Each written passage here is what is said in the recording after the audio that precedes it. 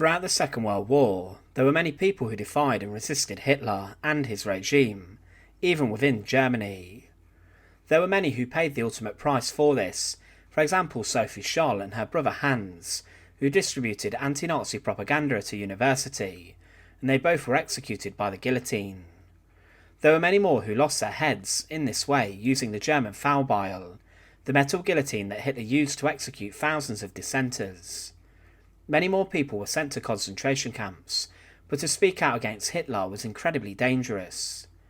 The most serious threat that Hitler faced to his life came in the form of the July 20th plot, when Klaus von Stauffenberg planted a bomb in the Wolf's Lair, which detonated, injuring the Fuhrer of Nazi Germany. But in the aftermath of this assassination attempt, there were thousands who were executed and rounded up, and the Gestapo ordered executioners to work double time to instill the iron fist of Hitler's regime.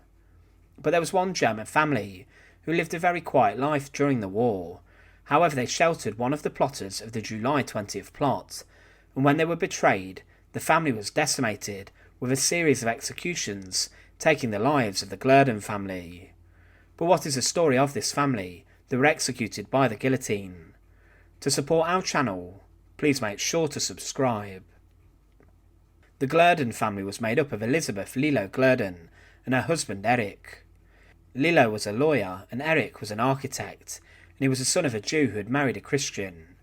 Erich's family were rather important in German society, as his father had established a successful bronze foundry, and they were often prominent people inside the royal court in 1910, before the First World War broke out. However, Erich was later adopted by a high school teacher, Bernhard Gloeden, in 1918, with the consent of their parents, to hide their Jewish background, and he was given a non-Jewish surname and was baptised. This in a sense was a blessing in disguise, as when Hitler would seize control, it would hide Erich Gloeden's true heritage and would save him from deportation to a concentration camp. But as the Second World War broke out, Erich Gloeden worked for Organisation Tot as an engineer.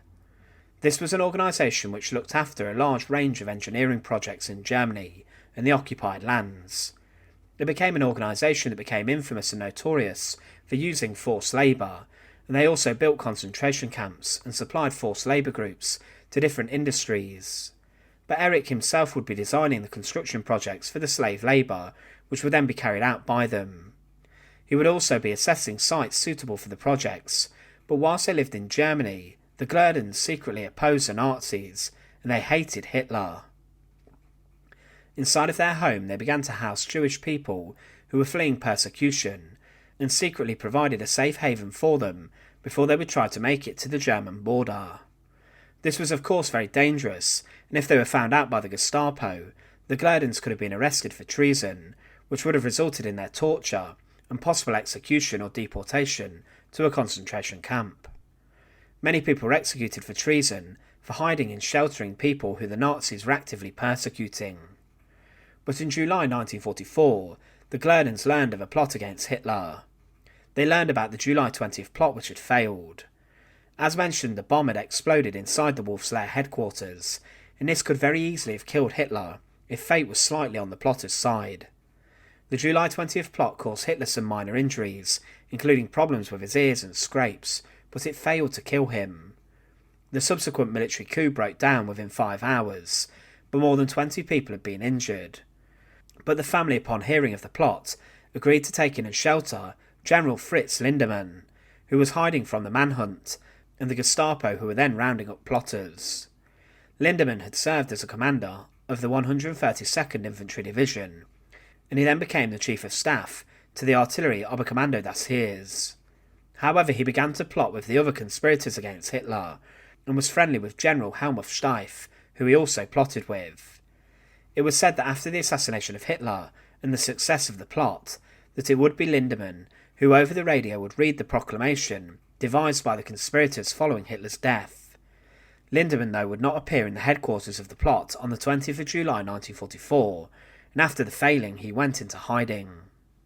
The Gloeden family managed to hide Lindemann for a few months, and they passed him off as a retired major and a journalist named Exner.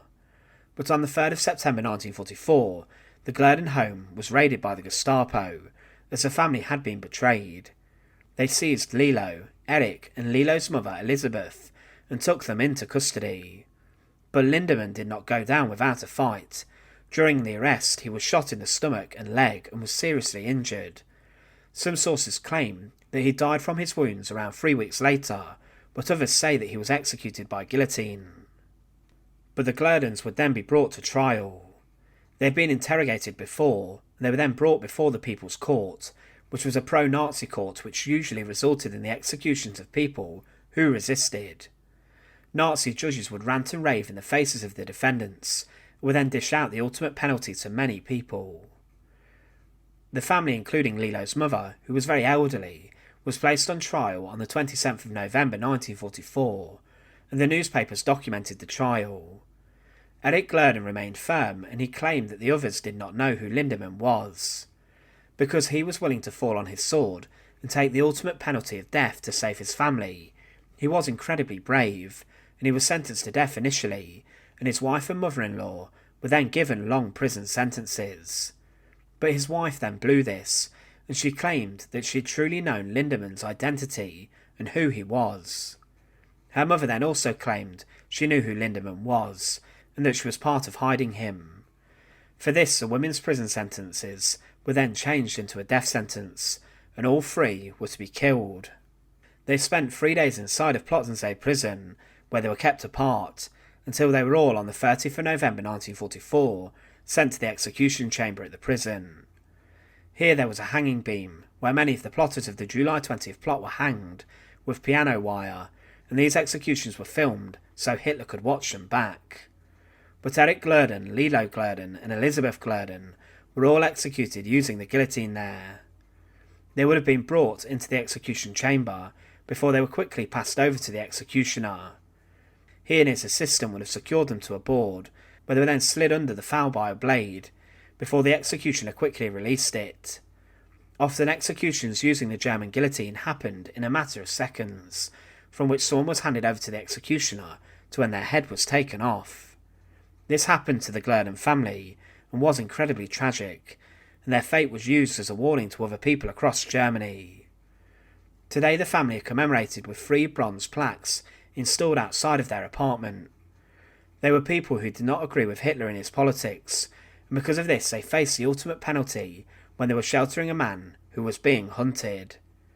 The Glodens knew their fate that faced them should they have been captured, but they had a long history of helping people escape the Nazis and Hitler.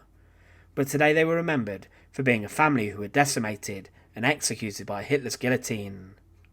Thanks for watching. To support our channel, please make sure to subscribe, and once again, thank you so much for watching.